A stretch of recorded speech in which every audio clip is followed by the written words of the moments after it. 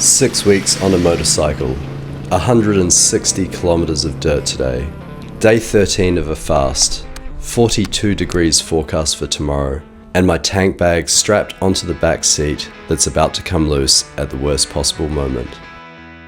The thing nobody tells you about a trip like this is how thin the line is between making it and not making it. Oh damn!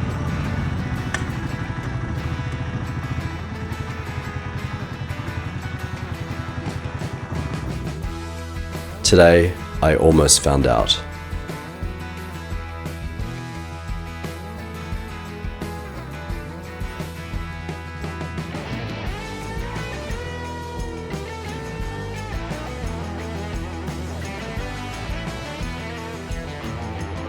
Wow, look at that! Look at that! Oh my god! This is such a beautiful part of Australia.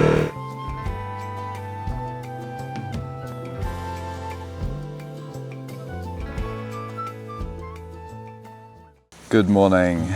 It's day 13 of my fast and I'm currently halfway between Tumut and Omeo-ish. So I'm heading to Omeo and then on towards Mansfield. Yeah, I'm feeling really good, feeling really relaxed. I feel like my system is getting a lot better on my bike. Yeah, energy level wise, I feel like I've got really good energy actually. The motorcycling, adventure motorcycling, it's a lot of work all day, like getting on and off your bike, setting up a drone, you know, like you end up super sweaty at the end of the day. And it's also really hot at the moment. I feel like I'm staying really active. I was able to have a swim yesterday, got bitten on the butt by an ant.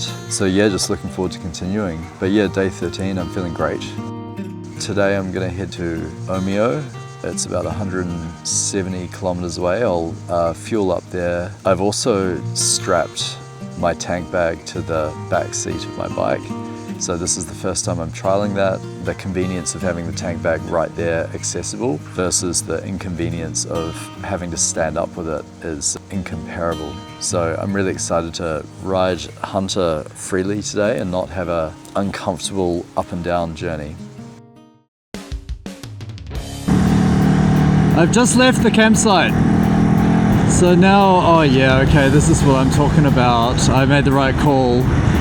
Okay, so I've removed my tank bag from the tank position and I've transformed it into a back seat bag. I feel pretty confident, it's very secure.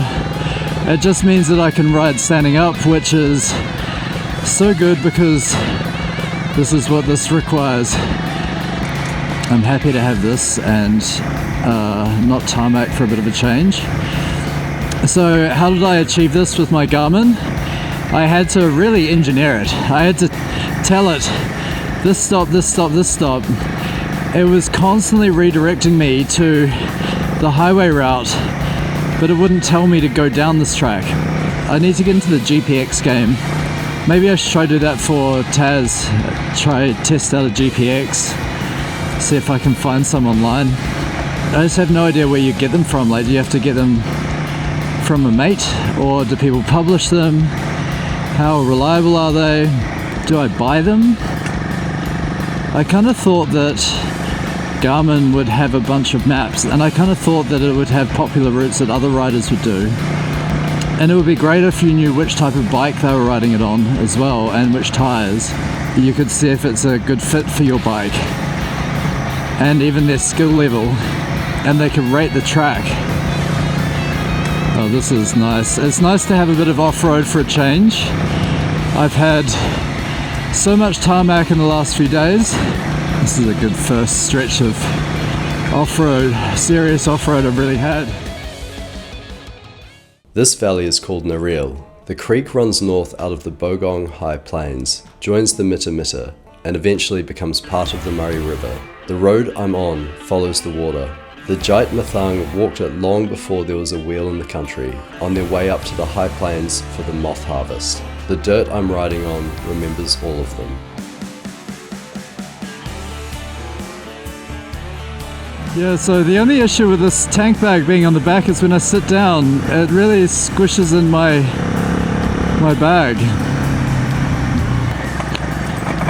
So this is good. I need to get endurance up on this kind of off-road setting because I want to be riding a lot more of it.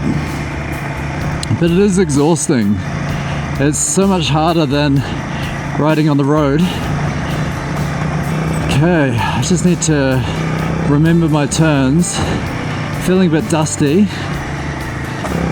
There's so many sharp rocks on the road. Just hoping I don't get a flat on this trip.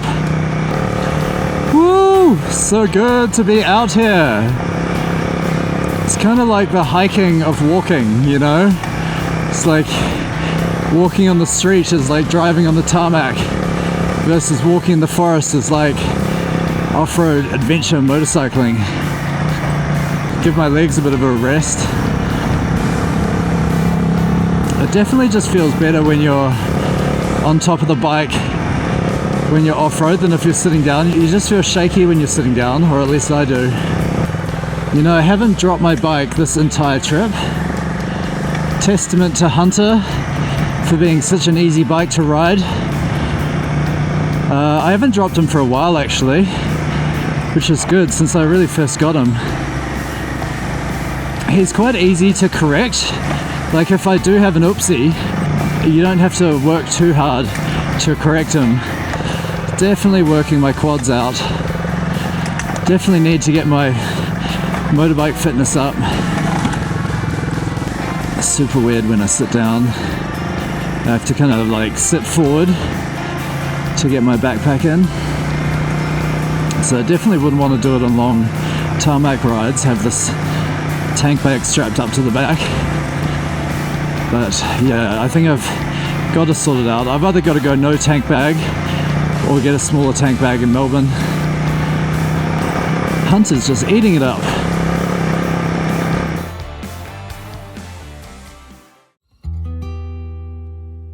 Yeah, so it's good to be in Victoria. I've officially crossed the halfway mark and now I've just got to smooth sail into Victoria. I lost a day from my original plan, so I've got to do 250k days every day. Today I have a potentially shorter day. I'm going to go to Omeo, and then depending on what time I get there and how I feel, once I get to Omeo I'll stop and have a coffee and figure out what the options are for accommodation. I want to stay in a place I need to recharge my batteries, physically and emotionally speaking. No, actually I feel great. I feel like I've got my camping legs on. I'm just very comfortable in my tent. I've got a relatively fast setup and pack down process, so it's not too much of a stress. I'm not setting up my tarp. I don't necessarily need to because I'm not staying for that long and there's no rain. The sun is a bit annoying in the afternoons because it's so hot and the sun is up until about 7 p.m. So I've usually just been trying to find a shady spot. Yesterday, oh my god, I had the most amazing river next to my campsite and there was an amazing swimming area. Like it was just perfect for a bit of a dip. And the water was just so beautiful. It was flowing really strongly. It took me for a little ride just down the river. It was so awesome. I had such a great time.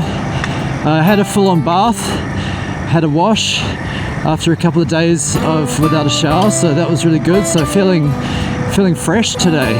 At the moment I'm kind of crisscrossing the mountain ranges between Sydney and Victoria.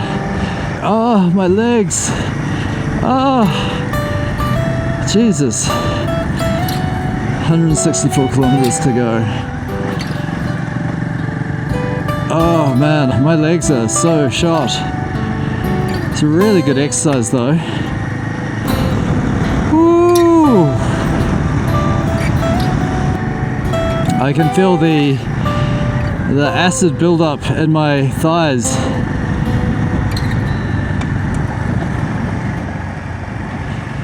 But you know, it doesn't hurt when I'm up. It's just when I go down, it's like, whoa, that's gnarly.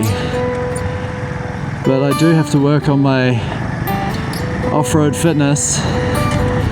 Just gonna take this road real easy. Hey, Mr. Kangaroo. It's cute, it's a black kangaroo. I wonder what kind that is. I haven't seen another car on this track yet. So I was reassured by the cafe owner at Karyong. It was just kind of a rough dirt road, but there's no river crossings. It's not single track. It's pretty comfortable. It's just, you've just got to take it easy, which evidently is what I am doing. Hunter is just eating up this terrain. Even fully loaded, like he's got so much weight on him.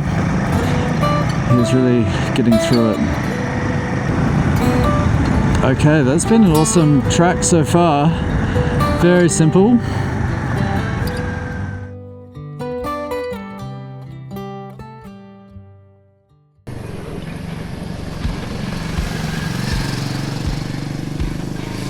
What I didn't say into the camera at that moment, because I was still riding, was that I'd known the calculation when I left Sydney. 6 weeks on the bike, 160 kilometers of dirt today, 42 degrees forecast for tomorrow, a 25 litre tank bag that didn't fit, and a fasting body. All of it was a bet that the small things would keep holding. Most of the time, they do. Alright, I'm definitely feeling in my groove now. I'm just hitting these with a bit more speed, a little bit less fragility. Hunter just eats up bumps.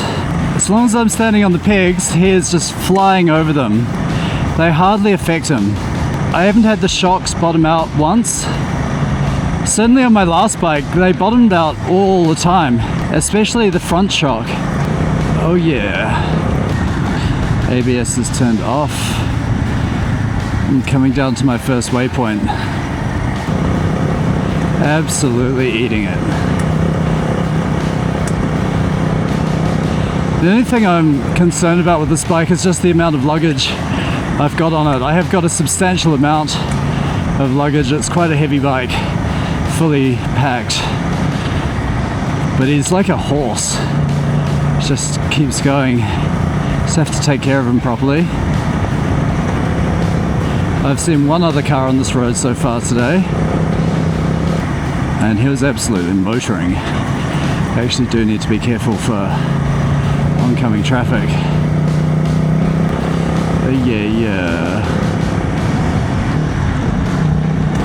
Got quite a large distance to cover. It's about 174 kilometers, I think, possibly on this road. So I've got a full tank of gas, and I'm really pumped. It was really good to ask a local about this road condition, because I just would have been heading into the abyss otherwise.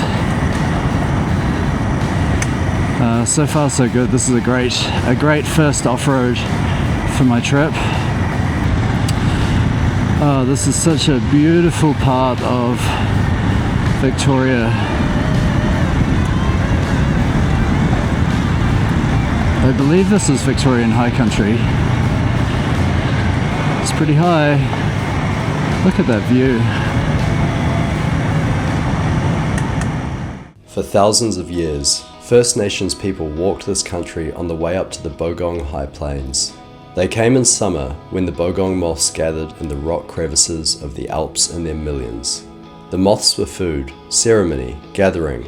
Different mobs would meet on the high plains, share what they had, then walk home again. I'm on a motorcycle, the bike's doing all of the work. And still, I'm climbing the same line they did, for the same reason. Well, except the moths. The country up here is worth the walk.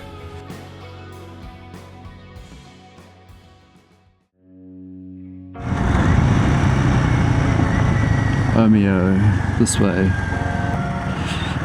This is a very windy section, and I'm certainly not hammering it. Just want to take it real easy. This is exactly what Hunter is geared up for. This kind of adventure. So it turns out I might be a bit tired when I get to Omeo. Man, imagine having to do 300 kilometers like this in a day. That would be hectic. It's definitely like snowboarding. It's the same muscles as snowboarding. Oh, it's definitely a workout on the body. That's for sure. Good for the quads. I need some leg days. I guess I can use this as my excuse for not working out. Going very slowly, but it's good. It's much better to do that than to die.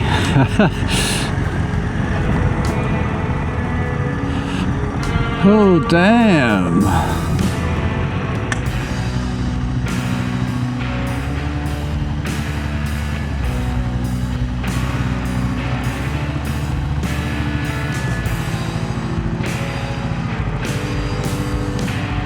Jesus, there was kids in there. Is there blood on the ground? I don't think so. How the fuck did they flip? That would have ruined their whole holiday. Sombering, it's very sombering. How one little accident can ruin everything. I mean, I have that fear with this trip. I can be all good to go, and then I have one accident. I break a finger, or break a rib, or the bike breaks. Anything could happen. Any small thing could happen and just fully stop the trip. A lot of interdependency between all of the parts working, including myself and the bike. And if one of them breaks, it's game over. If I were to injure myself or damage the bike in a not easy to repair kind of way, which could be any number of things, my whole trip stops. It's a high risk adventure sport. There's a high risk of something happening. It's a high risk of me breaking my foot or falling off my bike and breaking an arm. Seeing that car crash was really sombering. I just think, what if that happened to me? What if I was in that position and my life was turned upside down by one small mistake, one small bad decision? I realized my mortality and the risk I face is immense on this adventure. I need to take it easy, I need to be calm and make sure that I don't take any unnecessary risks, because I want to see this through. I want to hit the 30 days of my fast, I want to end my Tasmania adventure safely, and I want to be able to see my family and continue my adventure in New Zealand. Wow, look how pretty it is. So hot though. I really want to get the drone out, but it's so hot. Last time I got the drone out, I had a drone fail. Look at this, so pretty. So rugged, this landscape. Just cruising down the hill. It's not too rough. Wow, it's such an awesome road. I reckon I'm coming out to something. I reckon there's a small civilization down here. It's been a really great ride so far, this road. It's been very interesting, lots of ups and downs. Pretty consistent road. It's consistently bumpy gravel road. Like, it has been graded, absolutely, but it's still got its bumps. It's not super flat. There are portions of it which are very flat, but yeah, mostly it's just bumpy and twisty. I feel like a road is starting. Oh, all right. East Gippsland. It's such a lush forest. Oh, this road's really, really nice and relaxing, comparatively. Okay, I've just arrived in Omeo. Omeo? Omeo, I'm not sure. Omeo. In Omeo, I'm gonna gas up, try to find a cafe, have a coffee, and then plan my next step. So I'm either going to try stay in Omeo, or I'm going to head to another town. It's a beautiful town. Omeo. The name is Gunai Kurnai. It means mountains. In 1851, gold was pulled from Livingston Creek, just down the road. The town swelled to 10,000. Today, around 450 people live here. The 1939 Black Friday fires almost finished it. 2003 came close again. And in the infamous 2020 Black Summer, fires burned through the ranges on either side. Omeo held the thin line by a few hundred meters. The courthouse on the main street is one of the oldest still standing in Victoria. In the gold days, the magistrate is said to have kept a pistol on the bench. Bushrangers traded illegal grog in a town too far from anywhere to govern properly. I roll Hunter in, off the Great Alpine Road. I spot a couple of bikes outside the cafe, mostly adventure riders. Dust on every one of them. Where there's motorcyclists, there's knowledge. I pull in.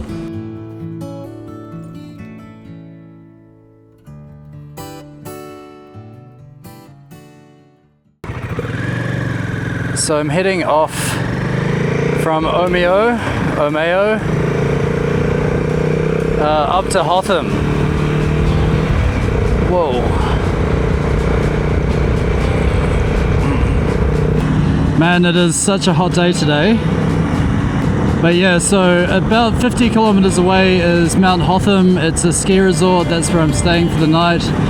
I've booked an Airbnb right in the kind of the village, the ski village.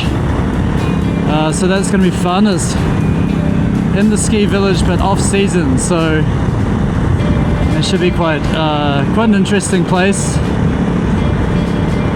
Obviously won't have all the chaos of skiers, but it will have the chaos of off-peak adventurers, hikers, mountain bikers maybe. Let's see. So after Mount Hotham I will go down to Dargo, then after Dargo heading towards Melbourne and Geelong. I think that's the way I'll go. I was just told that the Mount Hotham to Dargo track is a bit of dirt, so that's going to be an interesting ride tomorrow.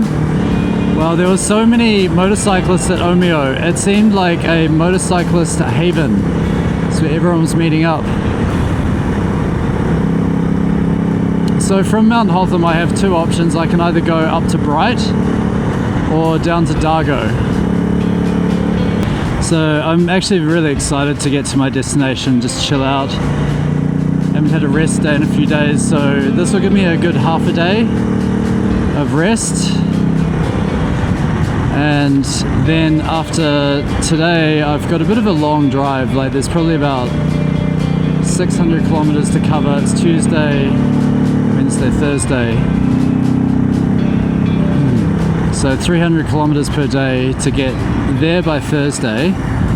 So I had this tank bag on my back seat, held in by two straps.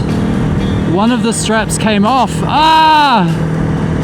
So it actually came off, and I found it wrapped around the spokes of my rear wheel, which is so lucky because it could have stuck, and it could have caused me to lock up, and it could have caused a major injury.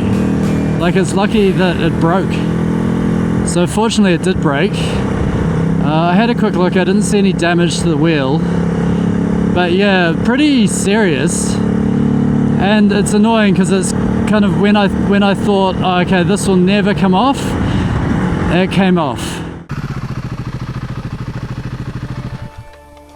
I find it wrapped around my spokes and shredded. The Velcro strap, the one holding my tank bag onto the back seat. If it had caught, the wheel would have locked.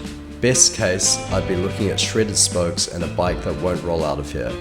Worst case, I'd be on my back in the gravel, watching it slide away from me. I was just talking about how one small mistake can finish a trip, and then I did exactly the opposite. I didn't think. I'm angry, not at the strap, at myself. Lucky, stupid, reckless, all three at the same time. I can't make that mistake again.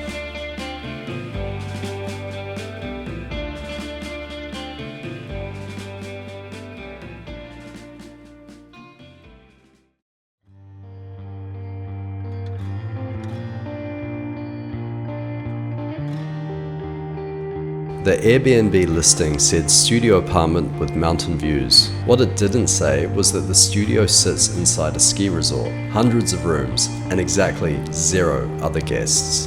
I stand in the lobby holding my key, the lights buzz, a vending machine hums to itself somewhere down a long carpeted corridor. The room itself is excellent, big bed, good shower, PowerPoints on both sides, a view across the ranges that goes on for hundreds of kilometers. I plug in every device I own and get ready to go out and explore Hotham.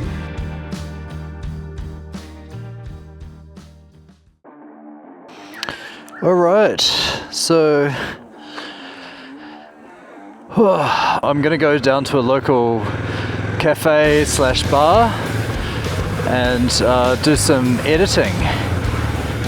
But first, I am just gonna have a little tour.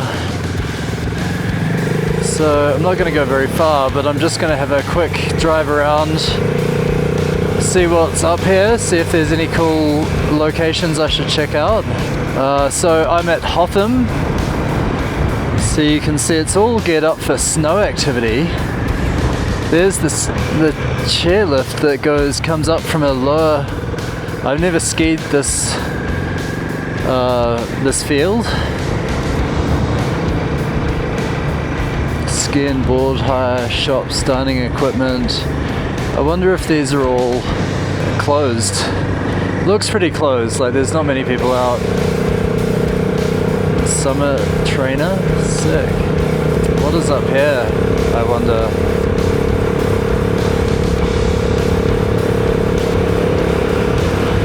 Next 30 kilometers, high risk.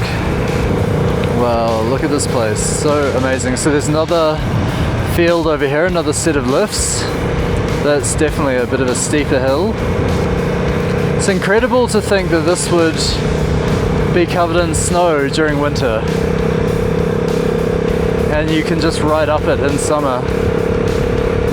So, wow, Heavenly Valley. Wow, look at that, that's incredible. Just those mountain peaks that go forever. Wow, that is so incredible. Wow, look at that, look at that! Oh my god, this is such a beautiful part of Australia. I can't believe it. Middle of summer, it's January in Australia. How amazing. Okay, I'm gonna stop here. There's no cars up here. I guess there's no real reason to be here. Okay, I'm just gonna stop and read the sign first. At 1825 meters above sea level, this is the highest point on the Great Alpine Road. The cross, not a gruesome marker of a perished traveller, has a more bureaucratic meaning. This obscure little cross marks the highest point on the Great Alpine Road. Once a management boundary between the Bright and Omeo Shires, this point is actually the highest section of year-round accessible sealed road in Australia. This is the highest sealed road in Australia. How incredible. During the early 1920s, the Alpine Road was upgraded with the rise of the motorcar. The famous gold prospector Bill Spargo was supervisor for the upgrade and maintenance of this road for the County Roads Board. This high point was particularly popular with motorists during the 1920s and 30s, stopping to take photographs, proudly standing by their vehicles on what would have been a hair-raisingly spectacular journey. Wow, because it is like such a mountain, especially as I went down the other side. Okay, I'm gonna stop and take some photographs.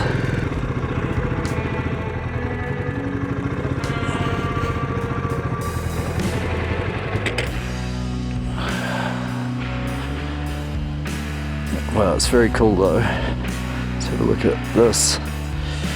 Here it is. It's not a tomb, it's just a marker of the highest sealed road in Australia. It's incredible. I stand here for a minute longer than I need to. The highest sealed road in Australia.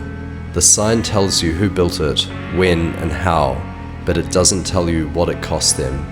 Men on horses, men on foot, surveyors mapping away in weather that would kill you, on tracks that barely existed. No one is coming to look for them if they don't come back. The car crash I rode past earlier reminded me of what a different day could have looked like. I think about the ones who came through before any of this was a road. They faced much greater risks than I face. Cold, fatigue, rock falls, injury, death. The road is here because of them. I'm here because of the road. No more unnecessary risks, Robin. Not on this trip. Okay, I'm just at the bottom of the village of Mount Hotham, the Alpine village. And I'm just doing a bit of a recce because I want to find a restaurant or pub to chill out in. Mount Hotham is a really beautiful place. I can totally picture coming here in winter for it to be all whited out. I have no idea how the ski fields are, but I assume they're good enough. There seems to be a few lifts. It doesn't seem massive. Oh man, this bike, it feels so awesome, like without gear, because you kind of feel like you're just it's just part of you with the gear. But without gear, it feels like a big bike. It makes a big noise. Oh, so good. Hunter? Hopefully this is open.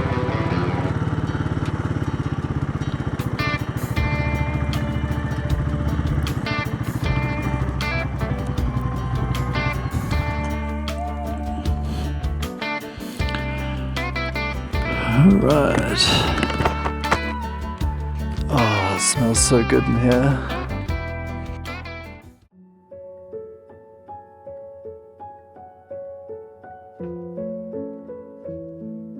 The pub is homely, the kind of feeling you get when you arrive home.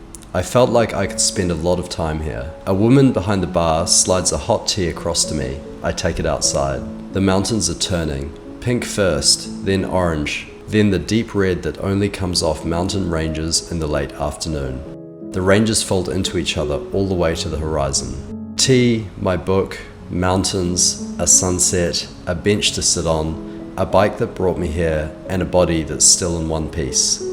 You don't earn sunsets like this, they just happen, and you happen to be there. Today, I happen to be there.